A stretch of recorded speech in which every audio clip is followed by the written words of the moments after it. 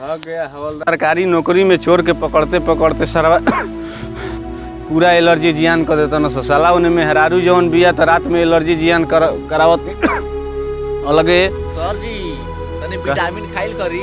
Vitamin कहाँ मिलता रे? मेडिकल पर। अरे तो पहले ना बोलना चाहिए था यार। चलो लेकर आते हैं। साला हमनी का कोनो पुलिस धलिया सा सवाले पैदा नहीं है ना। सामान खोल। सामान खोली ई करे उल्टे सुना था तोरा सामान कहत नहीं है खोल चोरी। अच्छा चोरी के सामान कितना बनने वाला? बड़ा मेहनत से दौड़े लेगा। कितना बनने वाला हो? अब भागे में दौड़ात दौड़त का सागुल बा।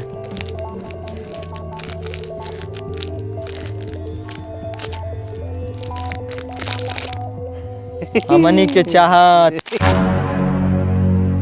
तू बिस्कुट कैसे छीन ले हमनी के रे? तोहनी के तो ऐसा बिस्कुट हम एक बैग देख सकत रही। दे एकरा खातिर को चोरी करे के पड़ी। कैसन चोरी? तोहनी के चोरी देख के हम फिदा हो नहीं। कैसन चोरी करे के बा तब दे।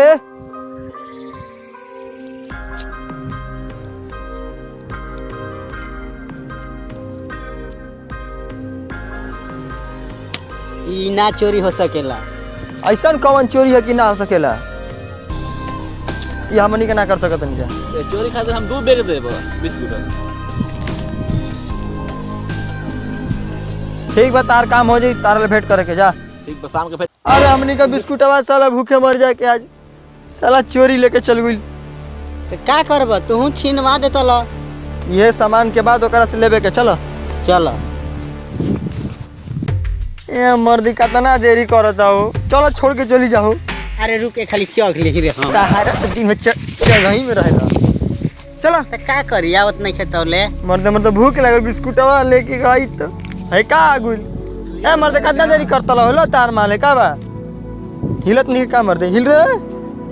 हां जिंदे बा जिंदे बा जिंदे बा। ठीक बा दा लाए हम।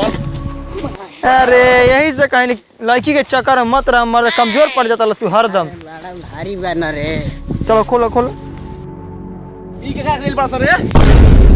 एकरा किडनैप करके रहे ना। ई हो ई ना हो का कर जा मर्दे? इहे तो रहे हो।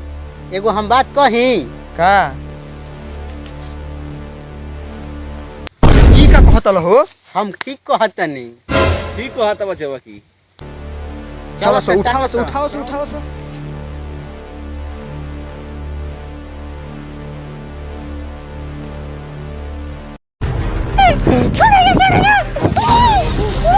पहले आगा हमारा के जोर दो तू एक कहियो।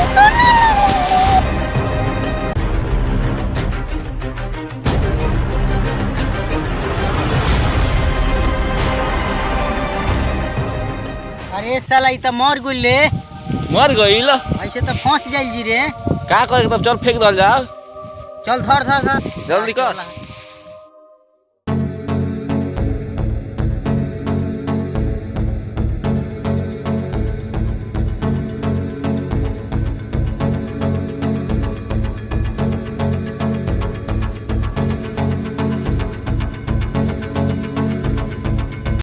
बड़ा उ खराब रहले। ए मर्दे मई तोहरे चलते होखल ह।